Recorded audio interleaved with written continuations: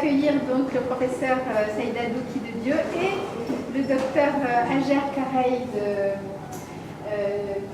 vous travaillez où? En France, actuellement? Où actuellement? En France. Disons à Chambéry. À Chambéry actuellement, d'accord. Mais vous connaissez la Tunisie en tous les cas.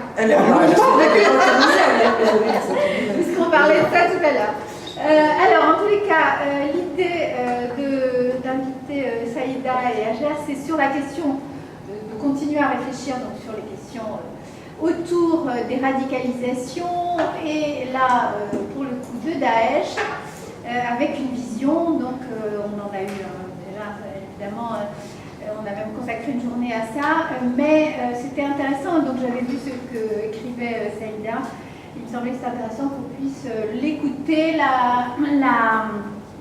la discuter, et avec ceux donc, qui sont à la fois donc, les gens qui travaillent dans la maison, ceux qui travaillent aussi sur le programme radicalisation, que ce soit en soins ou en recherche. Donc on est très heureux, on vous remercie beaucoup d'avoir accepté de se confronter à ces questions difficiles. Merci. Merci beaucoup, Jeanne et Rose. C'est nous qui te sommes vraiment reconnaissants de nous donner l'occasion de parler de ce sujet effectivement tellement délicat qu'il a été refusé par plusieurs éditeurs. Oui, je sais. Bon, on a finalement trouvé un éditeur suffisamment téméraire pour le faire. Alors, au départ, on avait parlé de facteurs d'attraction, de Daesh, etc. Puis là, j'ai décidé finalement de vous avancer une autre hypothèse. Voilà, pour nous, Daesh, mais avec un point d'interrogation quand même, c'est une nouvelle pathologie du narcissisme. Alors, en introduction, évidemment, la question fatale, c'est pourquoi les adolescents ont quitté la route des Indes pour le chemin de Damas? Alors, Daesh, comme vous le savez, est l'acronyme français du nom arabe, l'État islamique en Irak et en Syrie. Je l'ai appelé terrorisme du troisième type parce qu'effectivement, ce qu'elle apporte, elle innove, hélas, en matière de territorialisation et de politique de peuplement. Et là, je vous cite leur Mein-Kampf, je ne sais pas si vous l'avez lu, ça s'appelle Gestion de la barbarie. Et c'est vraiment, quand on veut connaître un petit peu la pensée de Daesh, il faut le dire. Bon. Alors, entre autres, il explique le besoin que nous avons d'un grand nombre de personnes ayant des expériences administratives. Ils ne veulent pas que des combattants. C'est une politique de peuplement. Nous avons certes de l'expérience en ce qui concerne le management de nos groupes, mais quand nous nous installerons dans telle ou telle région, nos administrateurs ne seront pas assez nombreux compte tenu du nombre de régions à gérer. Alors, c'est une organisation qu'on qualifie de barbare parce qu'il n'y a peut-être pas de terme un peu plus cruel, non? Parce qu'elle fait montre effectivement d'une cruauté inégalée en temps de paix, décuplée par une médiatisation parfaitement contrôlée. Daesh est évidemment classé comme organisation terroriste par toutes les instances internationales, est accusé d'être responsable de crimes de guerre, de crimes contre l'humanité, de génocide, de nettoyage culturel. Mais ce qui est nouveau également, c'est que c'est hautement revendiqué, toujours dans la gestion de la barbarie. On peut lire, celui qui s'est engagé vraiment dans le djihad sait que ce n'est rien d'autre que violence, cruauté, terrorisme, terreur et massacre. Ils sont prévenus. Alors, ils ont également une revue mensuelle que vous pouvez trouver sur Internet, qui paraissait en anglais mais qui maintenant est traduite en français. Elle s'appelle Dabiq. Alors vous voyez, on fait revivre l'esclavage avant l'heure, etc. Et vous pouvez lire aussi des choses très intéressantes, des instructions. Je vous appelle à suivre la méthode des frères qui ont exécuté des opérations en Europe. Les armes sont faciles à acquérir dans ces pays. Comptez sur Allah. Je leur dis aussi, ne cherchez pas de cible spécifique, tuez n'importe qui. Tous les mécréants là-bas sont des cibles. Ne vous fatiguez pas à chercher des cibles difficiles. Tuez tout individu infidèle que vous rencontrerez là-bas. Quant aux mécréants, je leur dis, bientôt avec la permission d'Allah, vous verrez la bannière de la ilaha illallah, évidemment, flottant sur l'Élysée. Attention, l'État islamique est proche maintenant. Seule la mer nous sépare. Par la permission d'Allah, la marche progresse dans votre direction. Et si Dieu veut, vos femmes et vos enfants seront vendus par nous dans les marchés de l'État islamique. C'est très très clair. Et pourtant, malgré ça, il y a une opinion publique qui leur est favorable. Dans une très très grande enquête qui a concerné la France, l'Allemagne, le Royaume-Uni, etc., en France, 16% des sujets interrogés avaient une opinion très ou assez favorable de l'État islamique. Et ce taux s'élève à 27% dans la tranche des 18-24 ans, le tiers. Malgré tout ce que nous venons de dire, le tiers a une opinion favorable. D'où le ralliement de dizaines de milliers d'individus plutôt jeunes, venus du monde entier et des milieux les plus variés. Alors pourquoi ? Comment expliquer que tant de jeunes préfèrent emprunter aujourd'hui le chemin de Damas plutôt que la route des Indes, en se convertissant corps et âme aux thèses d'une organisation officiellement classée comme terroriste, au point de retourner leurs armes contre leurs propres concitoyens? Je disais qu'hier encore, il y avait eu un attentat commis par un Tunisien en Tunisie. Alors, c'est très très important, il s'agit dans tous les cas d'une conversion. Les convertis ne sont pas seulement les chrétiens, mais même les musulmans se convertissent au salafisme. C'est une toute autre religion. Une conversion souvent brutale à une idéologie se réclamant de l'islam, mais dans sa lecture la plus rigoriste et la plus littéraliste. C'est bien pourquoi les musulmans dits modérés sont les principales victimes de cette guerre sainte contre tous les infidèles et apostats. On est salafiste ou on n'est pas musulman. Alors, d'emblée, on peut exclure deux hypothèses. L'hypothèse dite sociale, parce qu'on rencontre tous les milieux sociaux. Et je reprends cette citation de Daniel Siboni. Non, l'islamo-fascisme n'est pas réductible à un lumpenprolétariat de gens élevés dans la misère culturelle des banlieues. Aucune enquête n'a confirmé ce schéma des années 20 ou 30. Elles ont plutôt montré que la radicalisation islamique concerne souvent des couches moyennes et même aisées, où l'on est bien dans sa peau jusqu'à ce qu'on soit saisi, j'aime bien, par la pulsion textuelle. Deuxièmement, je crois qu'il faut complètement écarter la thèse psychiatrique, à quelques exceptions près, bien sûr, sur des dizaines de milliers d'individus, bien sûr, il doit bien y avoir le taux habituel de malades mentaux, mais à mon avis, ils ne restent pas longtemps, même s'ils arrivent en série, ils font partie des gens qu'on refoule. Le ralliement à Daesh ne relève pas d'une injonction hallucinatoire, ça c'est clair. Ça ne veut pas dire qu'il n'y a pas des troubles que nous allons essayer. Une problématique en tout cas, il doit bien y avoir une problématique psychologique, psychosociologique commune. Voilà. Alors, nous, ça nous a beaucoup évoqué l'addiction. Le parallèle entre terrorisme et toxicomanie, vraiment, c'est imposé à nous. Comme disait l'auteur, je ne sais pas si vous l'avez lu, La Barbe. C'est un petit livre magnifique, mais vraiment magnifique, édité par le Seuil, écrit par Omar Bellala. On l'a même avec Fatima, l'a fait venir ici. Voilà. Et j'aime bien cette expression d'une ivresse l'autre, parce que lui raconte parfaitement son parcours de toxicomane et de, pas tout à fait salafiste, mais peu importe, de radicalisé. Et Spiritus contra Spiritum de Jung. Alors, on y a pensé parce que, vu l'importance des antécédents de toxicomanie et de trafic de drogue chez les djihadistes, qui les conduisent d'ailleurs en prison, dont on dit que c'est le plus grand incubateur de la radicalisation salafiste. Donia Bouzar, qui est responsable donc, du centre de prévention des dérives sectaires liées à l'islam, dit la radicalisation au djihad est comparable à la toxicomanie. On tombe donc dans l'endoctrinement comme on succombe à une drogue. Par ailleurs, on ne peut pas ne pas penser à la secte des assassins ou hachachiyim, les fumeurs de hashish, et on ne peut pas ne pas penser au Captagon parce que l'auteur de l'attentat de Sousse qui a fait une quarantaine de morts, on a trouvé effectivement qu'il avait pris du Captagon. Ça, les toxicologues le confirment.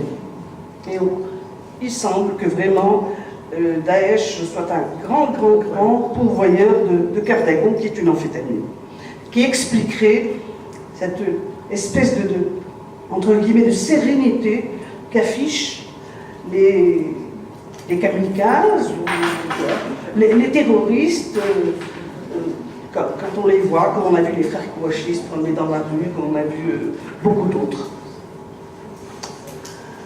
Alors, Jung, déjà, dans une lettre qu'il avait écrite à Louis W., qui est le fondateur des Alcooliques Anonymes, avait dit « L'appétence insatiable pour l'alcool était l'équivalent, à un moindre niveau, de la soif spirituelle de notre être pour la plénitude, la complétude.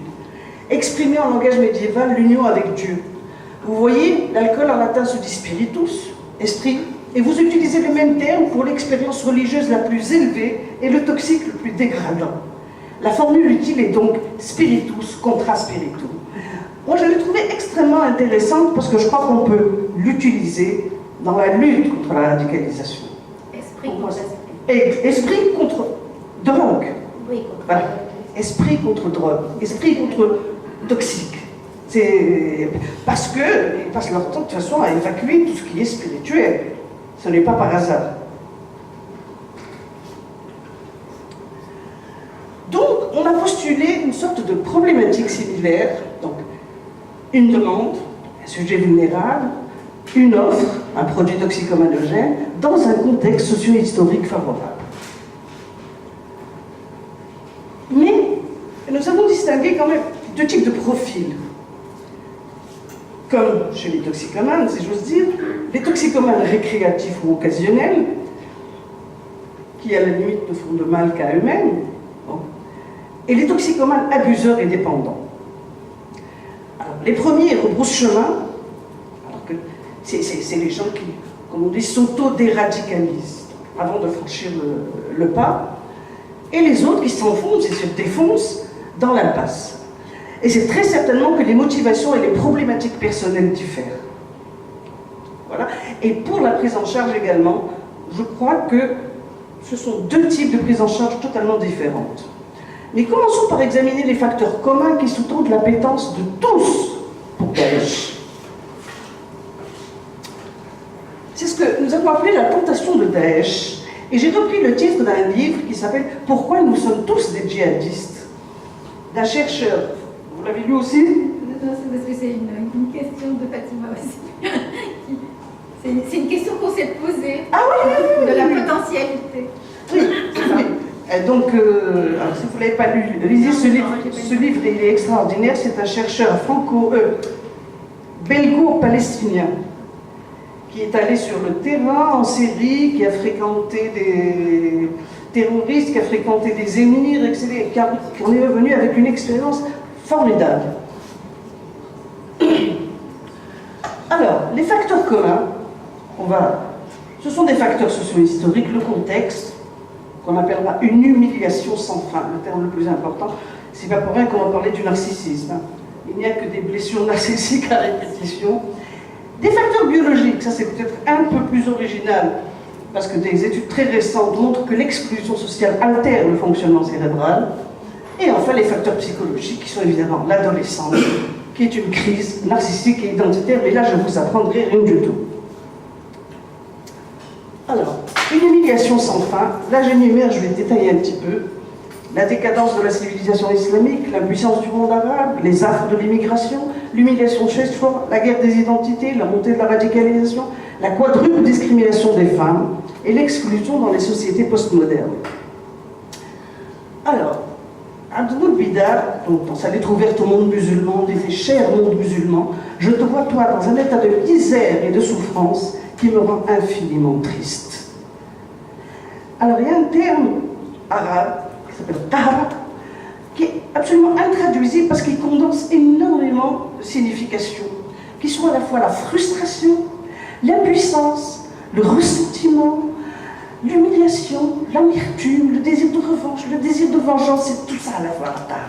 Et les Arabes, ou les musulmans, quand ils s'expriment, ils n'expriment que ça, cette espèce de sentiment intolérable.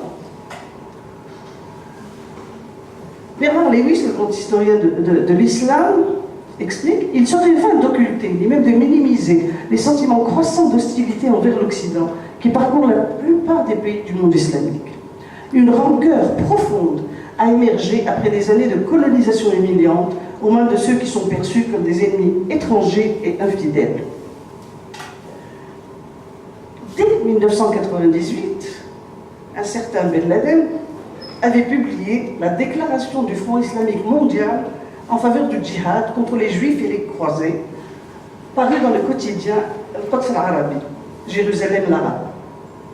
Je cite, tuer des Américains et leurs alliés, à la fois civils et militaires, est le devoir individuel. Alors ça, c'est un tournant, parce que le djihad est considéré dans l'islam comme devant relever du commandeur des croyants.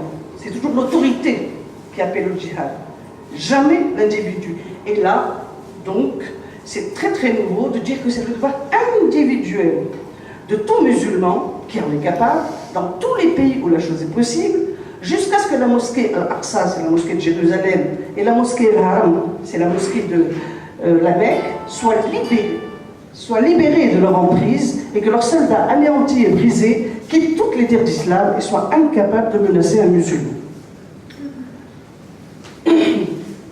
Ah, bloqué. On est bloqué là. On est bloqué, non. Ça, c'est un complot. Ah, ça c'est pas possible, c'est Ben Laden. Mais c'est vrai qu'on est bloqué. Alors, on va sortir. Non, il faudrait qu'elle souris sur l'écran blanc. Là Ouais. Ah, bah, bravo. C'est bon là C'est bon. C'est heureusement que les plus jeunes savent. Hein. Oui, alors...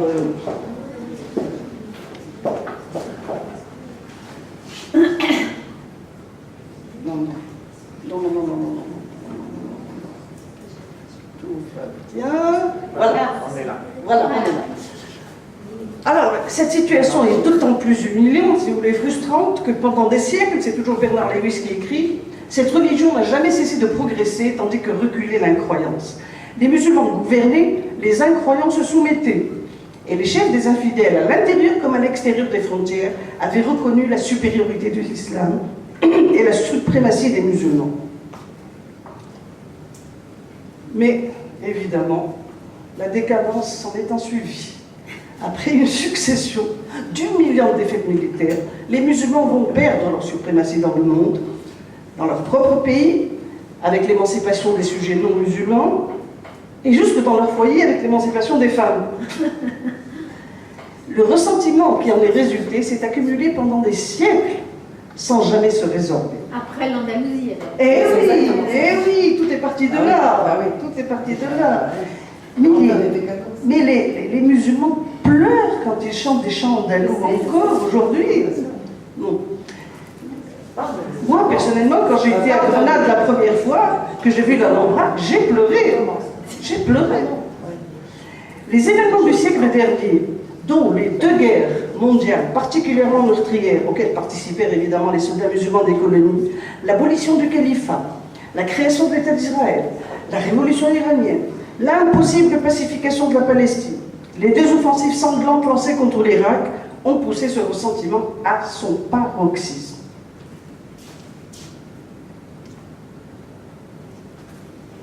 Alors, ces sentiments d'humiliation, pire encore, sont aujourd'hui doublés de honte.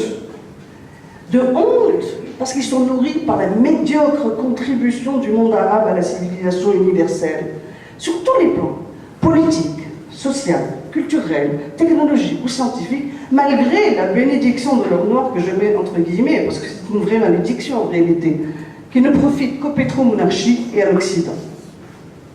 Dans les faits, le monde arabe est profondément divisé, ces divisions sont chroniques, il y a une absence totale de solidarité dont vous voyez la dernière manifestation, les réfugiés qui affluent en Europe, on se demande pourquoi, alors que leurs frères arabes sont bien plus riches juste à côté, avec des étendues quasiment désertiques.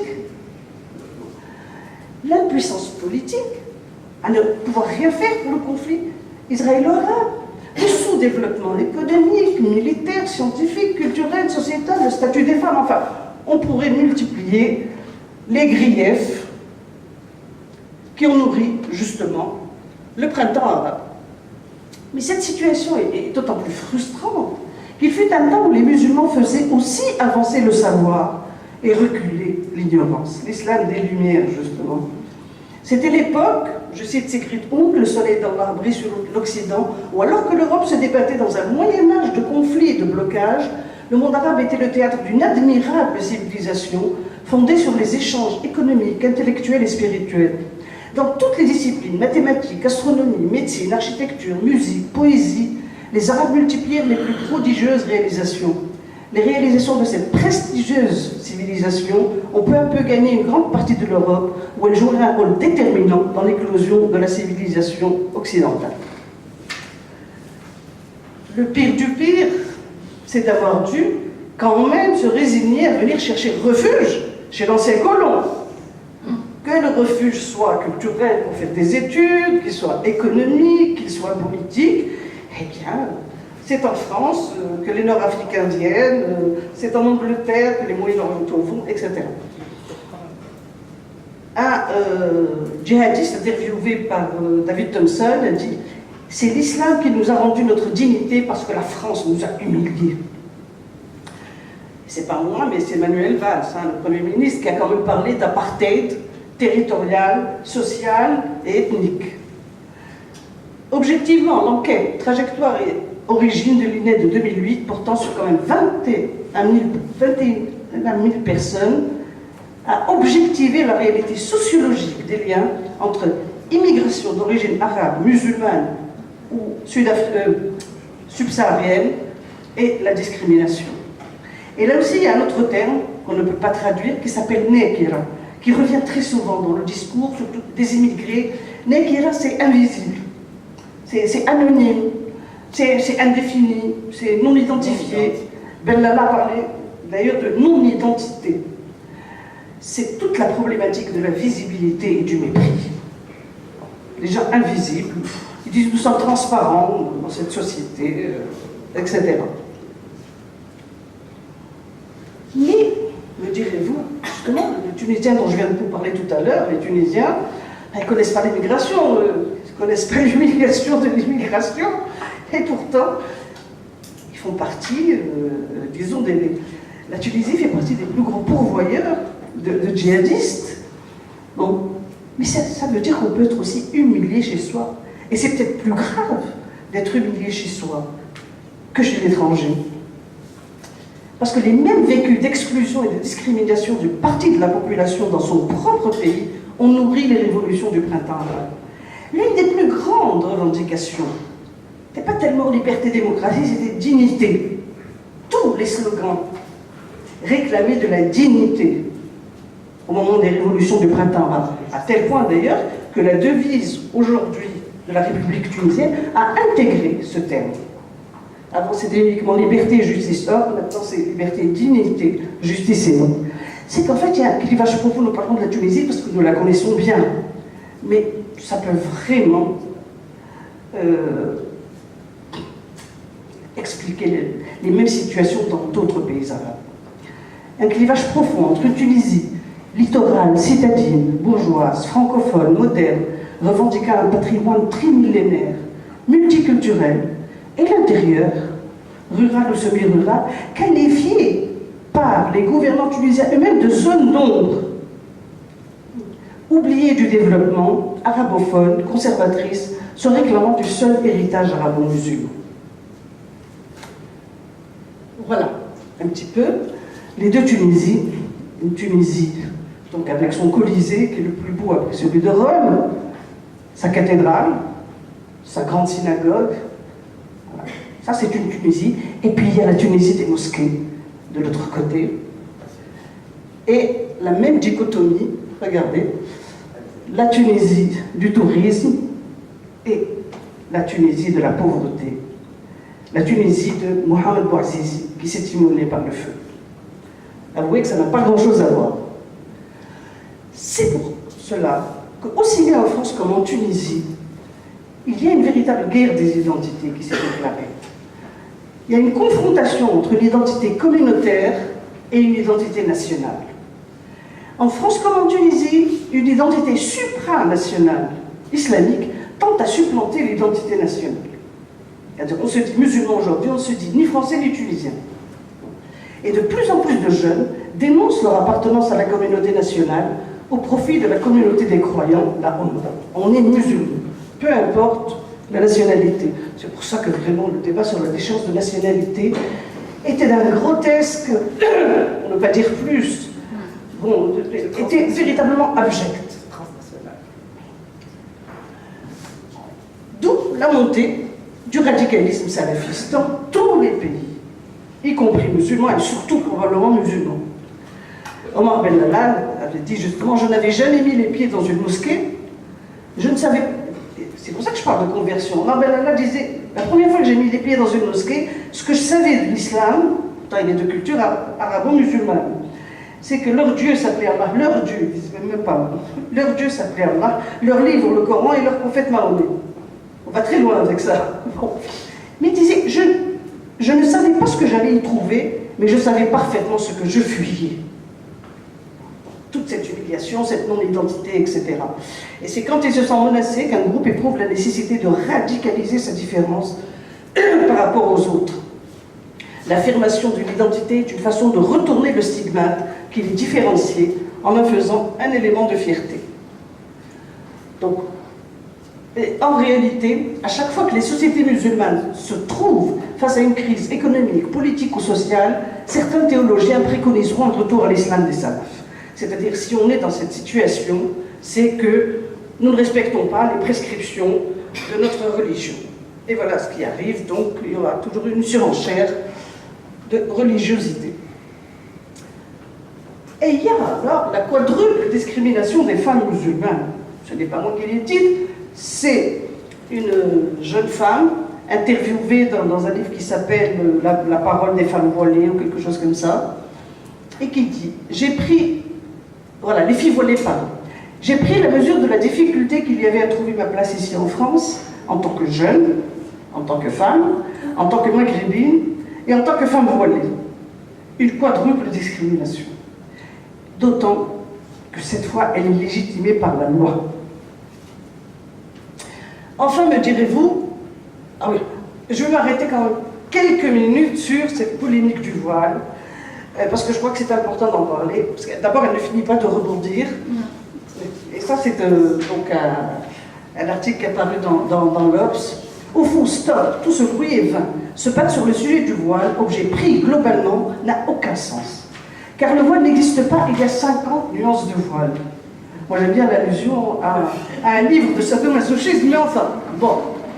Le voile oppresseur, le voile rebelle, le voile imposé par la domination masculine, le voile de la revendication féministe, le voile austère, le voile coquet, le voile revendicatif, le voile d'invisibilité, etc., etc.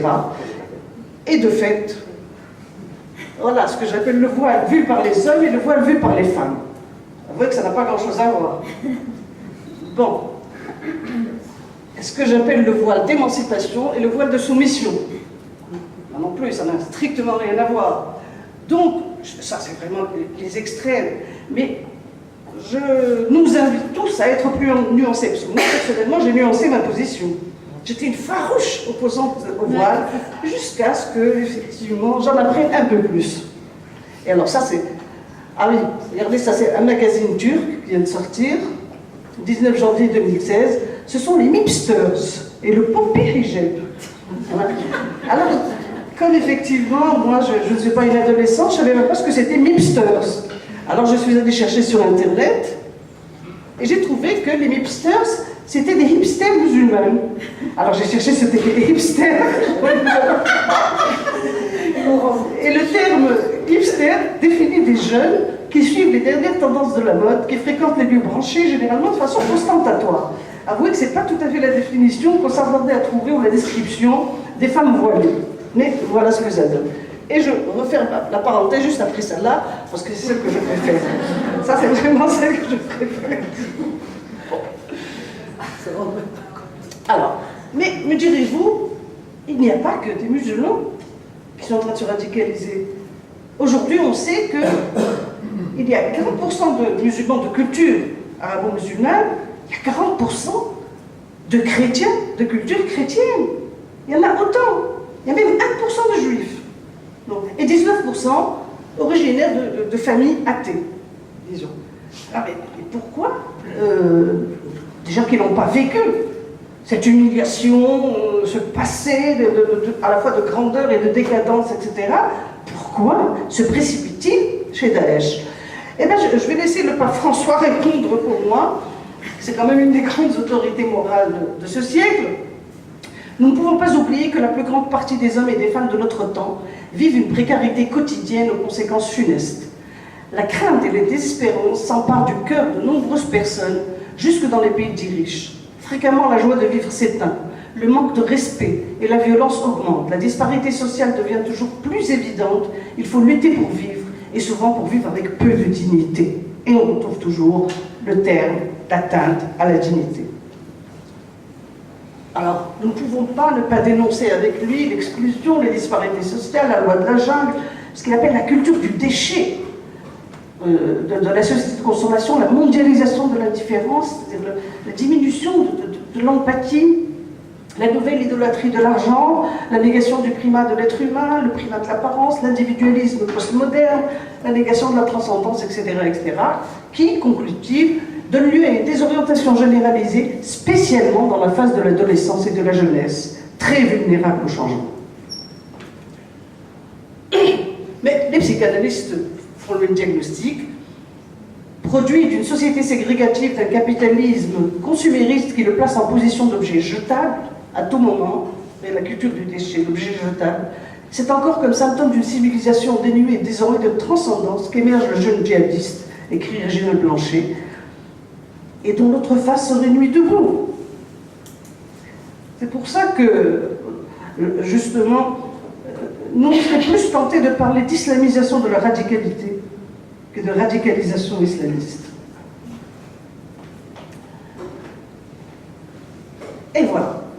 Ça, c'était pour les facteurs sociologiques, mais on ne peut pas s'arrêter là, parce qu'il a été démontré que l'exclusion sociale altère le fonctionnement cérébral. C'est parti des recherches dans le cadre de la schizophrénie et migration. C'est dans le cadre de ces recherches que se sont développés des travaux qui ont permis de démontrer l'impact de l'exclusion sociale et de la discrimination sur le fonctionnement psychique par le biais de modifications cérébrales, anatomiques, électrophysiologiques et neurobiologiques. Il y aurait une signature neurale et cognitive de l'exclusion sociale. On a objectivé des anomalies mineures, EEG, sensibilité des récepteurs dopaminergiques, en situation expérimentale d'exclusion dans le réseau de la salience, c'est-à-dire le cortex singulaire antérieur et l'insula antérieur qui sont impliqués dans la jeunesse de l'empathie. C'est ça qui est intéressant. Modifications cognitives notables, des biais d'attribution de type paranoïde, un état de déstructuration affective et émotionnelle. Alors, ça c'est une thèse que j'ai dirigée justement sur ce sujet, et qui a été donc présentée, soutenue à Lyon, par Édouard Laune il y a quelques mois, ce qu'il appelle l'horloge de l'exclusion. C'est dommage, on ne peut pas voir de traitement, mais de toute façon vous allez le garder. Donc l'exclusion au milieu avec ses effets comportementaux, ses distorsions cognitives, ses effets neurobiologiques, et surtout les distorsions du soi. Perte du sentiment d'appartenance identitaire, moindre distinction soi-non-soi, trouble du self, trouble de l'identité narrative. On va y revenir. Alors, le modèle de l'exclusion sociale fournit des arguments nombreux en faveur d'un profil biologique commun qui faciliterait l'endoctrinement et la radicalisation, associant cliniquement manque d'empathie, faible estime de soi, état de déstructuration cognitive et affective, diminution des activités prosociales, altération des facultés de jugement et de raisonnement, style attributionnel de type paranoïde, passivité émotionnelle. Probablement que la combinaison, tout ce sont des hypothèses évidemment, la combinaison avec des facteurs psychosociaux ouvre la voie à toutes les drogues, notamment Daesh. Et nous en arrivons au facteur psychologique de vulnérabilité, qui est l'adolescence. Bon, là, évidemment, je vais passer très vite, parce que ce n'est pas à vous que j'apprendrai ce qu'est l'adolescence. Je vais juste dire que le profil du candidat djihadiste, aujourd'hui on le sait, il n'y a aucun profil type. Parce qu'on rencontre toutes les catégories sociales, toutes les religions, toutes les ethnies, toutes les structures familiales, tous les niveaux culturels, etc. Il y a deux points communs. L'âge, la grande majorité sont des adolescents, et la cyberaddiction, ou du moins la fréquentation assidue des réseaux sociaux. C'est tout ce qu'on trouve. Bon, vous savez que c'est un processus très difficile de construction identitaire. Là, je veux juste vous rappeler une enquête que vous connaissez certainement, coordonnée par l'INSERM et la Fondation Vallée, qui a concerné 15 000 jeunes de 12 à 18 ans, pour 56% des jeunes, l'adolescence n'est pas toujours une période facile. Et c'est François Truffaut qui disait « L'adolescence ne laisse un bon souvenir que chez les gens qui ont mauvaise mémoire. » Bon, les 3 facettes de l'adolescence, je passe. Bon, je vais juste souligner que sur le plan psychodynamique, c'est un processus de subjectivation entre deuil et défi. Le deuil, celui de la mégalomanie infantile, des images parentales idéalisées, etc. Et le défi de la conquête du statut d'adulte, opposition aux parents en l'ordre établi, multiplication des conduites à risque, etc. dont aujourd'hui Daesh d'ailleurs. L'adolescence aujourd'hui est devenue une adolescence. En réalité, elle est de plus en plus difficile et de plus en plus prolongée. Et tous les observateurs, dont vous êtes certainement, ont noté l'augmentation des pathologies liées à la lignée narcissique aux dépens de la lignée objectale, c'est-à-dire des névroses. On a même parlé d'état limite transitoire. Et ils ont mis ça en relation avec la mutation très profonde de l'environnement de l'adolescent, qui est le processus de désymbolisation, les rituels de passage qui n'existent plus. Est-ce que Daesh serait devenu un nouveau rituel? Et le déclin de la fonction paternelle. Donc, finalement, l'adolescent est une proie facile pour tous les dealers, que j'ai mis entre guillemets. Et l'appétence pour Daesh, pour nous, n'est qu'une des manifestations témoins des défaillances du narcissisme à l'adolescence. Parce que qu'est-ce que offre Daesh à cette demande? Une réparation narcissique pour tous ceux qui rêvent d'en découdre, comme l'a dit un ancien d'Afghanistan. Ne plus se sentir méprisé, mais craint. Et je préfère être craint que méprisé. La quête identitaire, avec une réponse, c'est vraiment des born again, c'est une véritable renaissance, avec une identité, une histoire, un héritage, tout l'héritage de la civilisation islamique, un rôle, une place, le besoin de limites, de cadres, de contenants, avec la multiplication des interdits, et un besoin de sens, celui de réhabiliter l'islam des origines. Et un spécialiste de l'adolescent qui reçoit beaucoup, semble-t-il, de jeunes radicalisés, lui explique: nous voyons dans ce mythe du retour à l'origine inentamée un puissant facteur attractif pour ces sujets désarrimés que sont les jeunes en errance dans leur adolescence. La séduction idéologique qui fait du djihad une des rares utopies qui s'épandent dans notre monde moderne.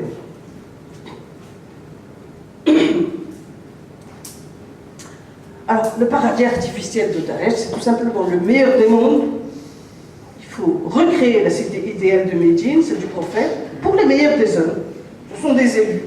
Et que voulez-vous de plus comme utopie? Et tout ça grâce à un endoctrinement très sophistiqué, des motivations humanitaires, le combat pour une noble et juste cause, comme c'était le cas des brigades internationales au moment de la guerre d'Espagne, le scénario eschatologique, oui, on leur assure qu'ils vont participer à la bataille de la fin des temps. Bon, alors évidemment, la théorie du complot à laquelle ils adhèrent totalement, la promesse du vrai paradis, etc., etc. Tout ça, c'est connu. Et pourtant, c'est ça qui est intéressant, la majorité des convertis ne franchiront pas l'ultime pas qui mène au djihad. Et ça, on oublie de souligner. On dit qu'il y a des milliers qui y vont, mais qu'est-ce que ça représente par rapport aux centaines de millions d'adolescents concernés, à la limite? Donc, et au contraire, vont tirer profit de leur expérience pour en préserver d'autres, comme Omar Ben-Lala d'ailleurs. Ceux qui vont transgresser le tabou du meurtre de soi ou de l'autre sont devenus ce que nous avons appelé toxicodépendants, c'est vraiment accro. Une interaction puissante se met en jeu entre un conditionnement subtil et une dynamique inconsciente. Là, nous allons entrer dans les déterminants inconscients révélés par la crise d'adolescence. C'est pour ça que je dis que la prise en charge n'est pas la même. Là, je crois qu'il y a une vulnérabilité vraiment supplémentaire. Alors, comme j'ai dit, nous sommes tous potentiellement des djihadistes, mais nous ne sommes pas tous des bourreaux. Et ce sont même les plus rares qui deviennent vraiment des bourreaux. Alors évidemment, la fabrication des bourreaux est connue. Il s'agit de transformer ces convertis en djihadistes terroristes sans état d'âme. On dit qu'on ne n'est pas bourreau, on le devient, ou on le redevient. C'est vrai que l'homme est un loup pour l'homme et que Freud avait dit qu'il n'y aurait aucun sens ni aucune nécessité d'interdire le meurtre si l'homme n'y aspirait pas fortement. La passion pour le meurtre est première. La morale est une construction historique secondaire qui s'écroule très très facilement, hélas. Donc il y a tout un processus de déshumanisation de l'ennemi et de désempathie du futur bourreau. Alors là je vous passe parce qu'on va rentrer, l'heure passe et puis... mais par exemple, il y a la théorie de ce qu'on appelle el wala ou le barra. On leur apprend, dans le salafisme, qu'il faut être loyal uniquement à ses frères musulmans, ses co-religionnaires, et se défier toujours des infidèles, etc. On leur apprend également que penser est sacrilège, il ne faut pas penser. Donc on va en appeler surtout au pulsionnel et interdire tout ce qui est réflexion, pensée pas, surtout pas critique. Alors, là aussi, quand on s'est intéressé de plus près à ces gens-là, on a remarqué qu'il y avait deux profils. Il y a les adolescents à histoire, on dit, pour dire à problème, personnalité probablement antisociale, au passé déjà chargée.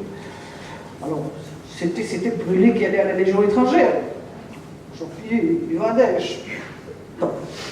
Parce que la Légion étrangère est devenue quand même un peu plus rigoureuse. Et Daesh leur promet vraiment alors, de racheter tous leurs péchés. Il n'y a aucun problème. Et puis il y a les adolescents sans histoire, au parcours limpide, et dont la conversion comme le départ laisseront abasourdis des familles qui, selon l'expression consacrée, n'ont rien vu venir. Et ça, on en a vu aussi bien en France qu'en Tunisie. Et on s'est interrogé sur ces adolescents sans histoire. Et on se demandait s'ils n'étaient pas surtout sans histoire au singulier, s'ils ne présentaient pas un trouble de l'identité narrative, en réalité. Un trouble de l'ipséité, et c'est Paul Ricoeur, c'est l'histoire racontée qui fait l'identité du sujet, son inscription dans la temporalité. Je me raconte, donc je suis. Et effectivement, on a eu l'occasion, je passe peut-être dans la discussion, j'en parlerai, d'examiner un jeune, enfin, pas lui, puisqu'il est en Syrie, mais j'ai eu affaire à sa famille, et qui n'a su me dire que mais racontez-moi que je suis sur lui. Normal, il était normal, oui mais encore. Ces gens dont Risséonique dit qu'ils sont anormalement normaux. Voilà. Et si on ne peut pas se raconter à la première personne du singulier, c'est qu'il y a probablement une faille de subjectivation. Je vais aller très rapidement. Donc ces adolescents sans histoire, voilà, s'il y a une faille de la subjectivation, c'est à cause de la déconstruction de la métaphore paternelle qui s'opère probablement à l'occasion de l'adolescence, vous connaissez mieux que moi, donc la relation entre nom du père, subjectivation. Ce que vous savez moins, c'est que probablement en islam, le statut du père est celui d'un père qui abandonne l'enfant à la mère, ça c'est l'histoire d'Abraham, donc qui a renvoyé dans le désert Sarah et Ismaël, le fondateur de la lignée arabe. Agar. J'ai dit ça. Ah, j'ai dit Sarah, c'est un lapsus. qui en dit long. Le défi est de se construire en l'absence d'une contrainte paternelle, disait Hugues Paris. Et donc, on voit nous un petit peu le processus de radicalisation violente des jeunes comme résultat d'un travail de déconstruction de la métaphore paternelle qui fige l'enfant dans son paradis imaginaire, aux prises avec la seule loi de la grande-mère. Là aussi on passe, et il faudrait développer très très longuement. Un autre livre que je vous recommande qui s'appelle « Même les tueurs ont une mère ». Et je vais vous lire un extrait, c'est de Patrick Menet, c'est Marwen, il a réussi à interviewer un tueur. Il se définit lui-même comme « je suis un tueur ». Voilà. Son identité. Elle était belle, elle était émouvante, maman poule. Ce tueur avait une maman poule, contenant ses pleurs, avec ses yeux de détresse et de tendresse, avec une façon de dire à la fois « va-t'en et viens dans mes bras ». C'est vrai, à ce moment-là, dans un éclair de lucidité, j'ai failli tout plaquer.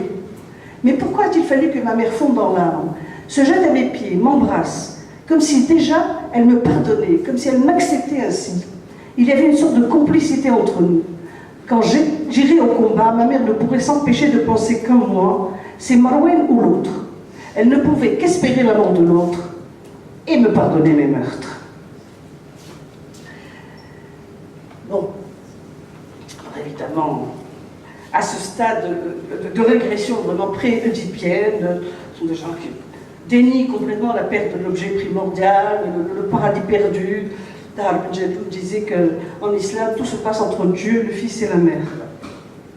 Le Père est complètement évacué, et la Oumma, comme par hasard, est une matrie. Bon, ce n'est pas une patrie. Et là, moi, Daesh nous donne l'impression d'être une horde de frères, répondant au désir un de la mère et non de la femme. Alors, évidemment, quand on est à ce niveau de régression pré-oedipienne, c'est une régression au stade pulsionnel le plus archaïque du narcissisme océanique, avec déni de la castration, du manque, de la différence, une jouissance purement pulsionnelle, une jouissance du corps, qui appelle à obturer tous les trous, tout le voile, mais là, on irait trop loin. Et moi, cette façon, ces attentats suicides par explosion, je disais à Agère, me font penser à vraiment des explosions de zones pulsionnelles, parce qu'ils choisissent la façon, le moyen de tuer. Les uns préfèrent la Kalachnikov, d'autres préfèrent se faire exploser. Donc, dans cette espèce d'indifférenciation entre eux, il n'y a plus d'indistinction entre le soi, le non-soi, une espèce de fusion dans le cosmos. Ça, c'est les images qui viennent à peu près. Alors que leur offre Daesh, à ces gens, qui, pour moi, vraiment une problématique très profonde, on leur offre une histoire. Ils n'ont pas d'histoire. Je lisais hier sur Internet le témoignage d'un djihadiste qu'une journaliste avait réussi à recueillir. Je me suis dit, chic alors, je vais vous voir, parce qu'on ne retrouve aucun témoignage de djihadiste qui est parti, hein. Enfin, un bourreau. Son histoire commence le jour où il a mis les pieds. Il commence son histoire comme ça. Il dit jusque-là, tout allait très bien. Il gagnait même 3 000 € par mois. C'est quand même pas mal. Il est marié, il avait 2 enfants, etc. Mais toute l'interview, il ne parlait que de son arrivée en Syrie. Tout ce qui s'est passé depuis son arrivée en Syrie. Et il a demandé à la fin à la journaliste, j'espère vivre assez longtemps pour lire ce que vous écrirez sur moi. Oui, parce que leur histoire ne sera racontée qu'après leur mort. On leur offre une identité, mais c'est une pseudo-construction identitaire d'une identité idem. Vous voyez, c'est des clones que l'on voit, aussi bien au niveau du look, au niveau de la pensée, totalement uniforme, déconnecté de toute temporalité. Il disait aussi, oui, ici on oublie les dates, on n'a pas la notion du temps. Alors le gonflage narcissique, bon, évidemment, passe, et la jouissance pulsionnelle, non seulement ici-bas, mais dans l'au-delà, les pulsions se déchaînent à Daesh, on peut violer, on peut tuer, on peut massacrer, c'est vraiment fait ce que voudra, mais pas au sens de Rabelais. Hein. Et on en arrive à la conclusion. Donc, nous, on voit une adéquation parfaite entre l'offre et la demande. C'est-à-dire entre le refus du deuil du passé et le défi du futur. C'est une offre purement utopique, d'ailleurs, puisqu'il s'agit d'inverser le cours du temps. C'est le mirage d'un avenir en forme de passé, d'un âge adulte en forme d'enfance, qui accomplit le miracle d'un retour à l'objet primordial, dont on nie la perte. Il légitime la jouissance pulsionnelle, il donne libre cours à la toute-puissance infantile, au service de la mère, de la Oumma. Un ancien djihadiste que j'avais interviewé m'avait dit, mais il était vraiment impassible. Ses yeux ont commencé à briller. À un moment, il m'a dit, vous n'imaginez pas, docteur, le sentiment de toute puissance que vous avez quand vous tenez une calache à la main. Oui, comme a dit l'autre, ils sont plus motivés par la calache que par le Coran. Hein. Donc, en conclusion, nous, on va plaider pour un monde meilleur et non le meilleur des mondes, ce qui n'est pas le plus facile non plus à réaliser. Un monde peut-être un peu plus coloré que celui-là. Un monde de fraternité et non de frérocité. Nous devons tous apprendre à vivre ensemble comme des frères, sinon nous allons tous mourir ensemble comme des idiots. Et je vous remercie.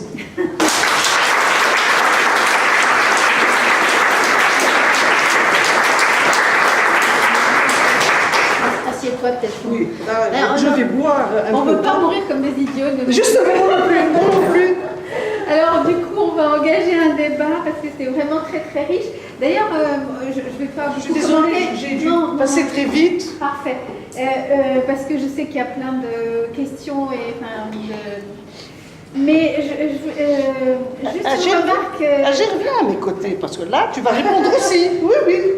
Juste une remarque presque épistémologique, c'est que je trouve que le modèle entre guillemets, enfin la lecture que vous proposez me semble beaucoup plus large que la question de la toxicomanie. Mais bien sûr. Bah oui, mais alors il faudrait peut-être pas l'appeler comme ça. Parce que sinon. Mais on l'appelle pas comme ça. Non, mais même dans. Oui, je sais bien que tu l'appelles pas comme ça. La preuve, tu nous as déployé l'ensemble des facteurs. Mais, tiens, c'est toi. Mais je trouve que il y aura un risque de le réduire à ça. Alors que justement, c'est presque, bon, c'est une théorie d'interaction complexe, de vulnérabilité qui se intriquée. Et puis, surtout, de ne pas réduire, justement. Donc, je trouve que c'est presque une métaphore, la toxicomanie, plutôt qu'un modèle. Tu vois, c'est que je dis que c'est une remarque plutôt épistémologique, parce qu'effectivement, à la limite, c'est tous les autres éléments qui ont plus d'importance, y compris dans la compréhension, mais y compris aussi dans l'action, parce que c'était pas l'objet, mais après, lorsqu'on les rencontre, et c'est une de nos préoccupations, et que avec eux ou avec leurs parents, on veut transformer quelque chose, ben, il faut pouvoir agir, pas forcément toujours sur les mêmes niveaux, tu vois.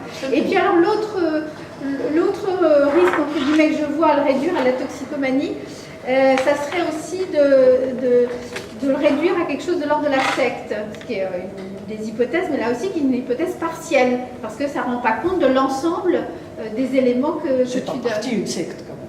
Oui, mais une secte qui réussit, comme dirait l'autre. Non, mais c'est-à-dire qu'il y a quelque chose d'une interaction qui fonctionne, tu vois. Donc, non, mais si on le réduit à une secte, on va considérer que c'est totalement extérieur. Le titre de notre livre, c'est pas ça. Non, c'est quoi le titre? Ah non. La dernière utopie meurtrière. Ah bah oui, c'est déjà Non, bien. mais dans les mots. Mais c'est pas du tout. Non, tu vois, non. Non, mais c'est juste Non, parce que pour nous, c'est une pour les utopie. C'est une oui, non, mais tu l'as bien montré. Non, non. meurtrière. Et c'est bien, et c'est aussi pour ça, c'est ce que j'avais vu moi et que je trouvais important qu'on puisse le discuter parce que ça. Et en plus, tu l'as très bien fait. Tu as essayé de le mettre à hauteur d'adolescent parce que parfois on le voit, tu vois, entre les adultes confirmés et les adolescents, il y a un certain nombre de différences et là aussi dans l'action c'est très très important. Et puis pour le modèle de compréhension. Bon, mais vraiment, je vous laisse poser des questions, des commentaires, Les premières questions sont les plus difficiles à poser. Non, ça va venir vite. Ahmed qui s'occupe Du programme. Ouais, en plusieurs qui s'occupent du programme. Et Ahmed s'occupe du programme de soins, ouais. Ah, d'accord. Et de la recherche engagement chez Ah, et la recherche engagement. Oui, mais ça rejoint un peu le propos que vous disiez, Marie. Bon, tout d'abord, je vous remercie beaucoup. J'ai beaucoup apprécié votre propos. Merci. Je pensais au décentrage, qui est une notion qu'on utilise beaucoup en transculturel, le fait de ramener de l'inconnu à du connu. Et je me disais, mais le phénomène du djihadisme nous paraît tellement incompréhensible qu'on a envie à chaque fois de ramener à quelque chose qu'on connaît, l'addiction, les communautarismes, le trauma. Et, voilà, Parce qu'il y a le trauma aussi. Bien sûr. Alors qu'il y a aussi quelque chose de nouveau. D'ailleurs, on cherche à chaque fois des terminologies. Il y a toujours, les premières questions sont souvent sur la terminologie, sur les topos, parce qu'on sent qu'il y a quelque chose de nouveau à déterminer, des nouvelles prises en charge à déterminer aussi. Et d'ailleurs, au sein même de la recherche action, c'est une vraie préoccupation pour moi de voir on repère ces jeunes-là, on essaie de faire en sorte qu'ils se racontent, et ça, c'est pas ça. Oui. Mais après, quelle prise en charge? On voit qu'on est dans quelque chose de nouveau. Est-ce que c'est des questions? Est-ce que c'est autre chose? Est-ce que le fait de métaphoriser ou de comparer à la toxicomanie nous aiderait à voir ce qu'il faut faire? Voilà, c'est juste pour réussir la question. Ok. Qu'est-ce que vous en pensez, mesdames? Tu veux dire quelque chose? Je vais essayer. Non, c'est vrai que toutes les questions là que vous posez, ce sont les mêmes questions qu'on se pose. Hein, donc voilà, effectivement. Et nous comptons trouver des réponses chez nous. Je crois que c'est voilà, c'est d'abord un questionnement, tu vois. on se pose plus de questions qu'on trouve des réponses, effectivement. Hein, on est bien d'accord là-dessus. C'est Daesh en fait qui répond. Parce que eux, ils répondent. Voilà, effectivement, donc puisque vous vous occupez de ça, nous avons un petit peu anticipé, enfin en tout cas concernant les jeunes radicalisés, sur disons une possibilité de traiter ces questions-là avec eux, mais et donc l'idée de se raconter est un moment clé, je pense, qui doit durer dans le temps, parce que se raconter, c'est pas toujours facile pour eux, d'autant plus qu'il faut un minimum de subjectivité, laquelle subjectivité déjà a été battue en brèche. Donc tout ça, c'est très compliqué, mais je pense que c'est quand même un bon fil à tenir. Hein. Les thérapies narratives, thérapie mais narrative. avec la notion d'identité narrative. Avec l'identité narrative, justement. Très intéressante, je pense. Voilà, même s'il s'invente une histoire, et ben cette histoire, elle sera sûrement meilleure que le néo-narratif, comme a dit quelqu'un. Voilà, il y a cet aspect, il me semble très important. La biographie de page blanche, disait Cyril Collard. Voilà. Et puis, une des façons également peut-être de mobiliser ces jeunes autour d'un pôle identificatoire, un idéal du moi qui a complètement disparu de leur histoire, leur histoire dans cette radicalisation, donc ils n'ont plus d'idéal de moi, il n'y a pas, au niveau de la société qui les entoure, il n'y a plus rien qui les retient que éventuellement... même pas un gourou, je dirais, parce qu'ils ne connaissent même pas il n'y a pas d'image de celui qui est en train de les radicaliser. Souvent, c'est à travers les réseaux sociaux que ça se passe. Donc, je veux dire, ils ont désinvesti les objets extérieurs, enfin, en tout cas, et ils se sont vraiment repliés sur eux-mêmes. Ils sont complètement dans l'exclusion de toute relation. Et ça, c'est important aussi de peut-être trouver le moyen de mettre un idéal quelque part. L'idéal du moi quelque part aussi dans ces moments. Bon voilà, je sais pas, on ne détient pas la vérité, hein, là. Non, c'est... voilà, mais c'est des pistes. Surtout pas. Oui, surtout pas. Ce sont des pistes. Il n'y a que la vérité qui tue, disait Nietzsche. Ouais. Alors bon, je sais pas, qu'est-ce que vous en pensez, vous, encore? Christine? Et donc, dans votre réflexion, où placez-vous, je vais dire, la responsabilité de l'école, de la... alors, ou pas de responsabilité. Christine est enseignante, elle dirige les études. On parle de jeunes et cette question-là n'est pas abordée dans l'instruction. Oui. Vous voyez, parce que je rapproche ça une négation de la transcendance, ça va beaucoup interpeller quand on essaie de leur remettre un peu de sens dans leur vie, dans leur travail, dans les apprentissages, des choses comme ça. Voilà, je vois pas où est placée l'instruction. Vous avez parfaitement raison, mais en 3 quarts d'heure qu'on m'a donné... C'est pas un reproche. Non, vous avez raison. Nous avons c'est- énormément insisté sur les carences de l'éducation, ne serait-ce que dans la fabrication d'une histoire. Mais voilà. Pour cette population immigrée, qui ne connaît pas tout un pan de son histoire, mais en Tunisie c'est pareil, je veux dire. Et nous insistons énormément sur le rôle de l'école, à ce moment dans les politiques de lutte contre, les politiques de prévention. C'est bien sûr que l'école a un rôle déterminant. Et qu'est-ce qu'elle pourrait... Vous avez une idée de ce qui pourrait... Moi, si j'ai dit tout à l'heure spiritus contra spiritum, c'est que pour moi, tout ce qui est de l'ordre de la culture, tout ce qui est de l'ordre de l'art, de l'esthétique, etc., est de nature. De l'histoire, investir. De l'histoire, bien sûr, de l'histoire, du beau. Enfin, tout ça est de nature à prévenir. Et du langage pour s'exprimer. Tout à fait, car mais je parle de art et de culture, etc. Mais effectivement, il y a quelqu'un, je crois que c'est Jamel Debbouze, qui avait proposé d'introduire des stand-up à l'école, etc. Mais tout le théâtre, plus on introduira de spiritus, justement, on désintoxiquera facilement ces gens-là.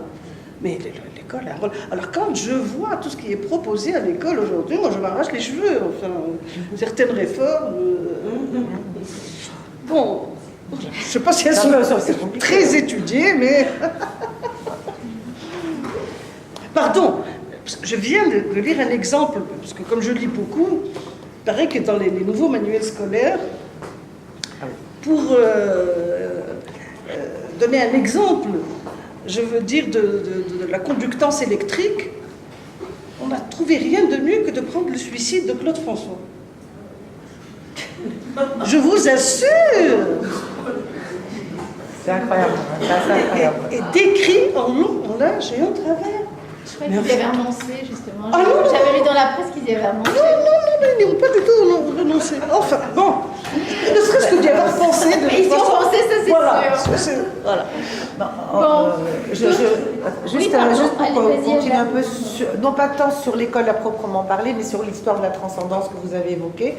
Il y a effectivement ce qu'on a défini comme enfin c'est pas nous, mais on l'a repris, c'est la déconstruction de la métaphore paternelle, ce qui veut dire en fait que l'autorité aujourd'hui, dans le monde actuel dans lequel nous vivons, c'est cette espèce de démission de la société, de continuer à se positionner par rapport à une certaine transcendance justement de l'autorité paternelle en l'occurrence, et on a l'impression qu'on est dans une culture qui est en train de se modifier aujourd'hui par le culte de l'individualisme, on en a parlé, mais aussi par le fait que disons, les structures sociales sont en train de se modifier aussi. Et justement, je parlais tout à l'heure d'idéal de moi, c'était ça, c'est-à-dire le fait qu'il y ait quand même une autorité transcendante qui n'est pas que Dieu.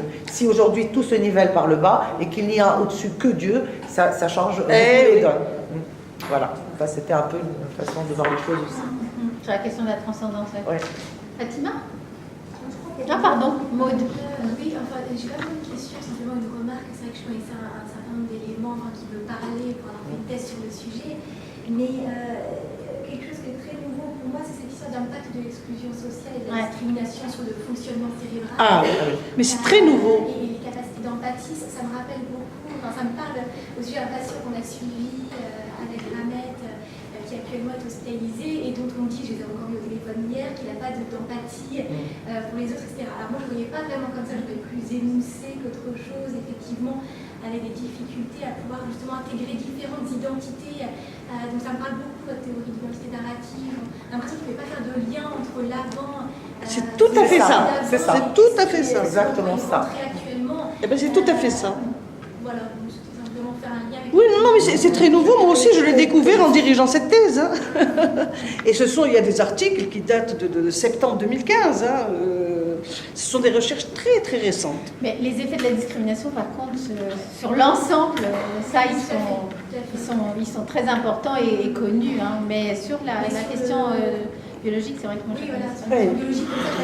Non, mais j'ai trouvé que c'était intéressant quand même. Il ne faut rien exclure. Absolument, absolument. Oui, Fatima, tu voulais faire une remarque?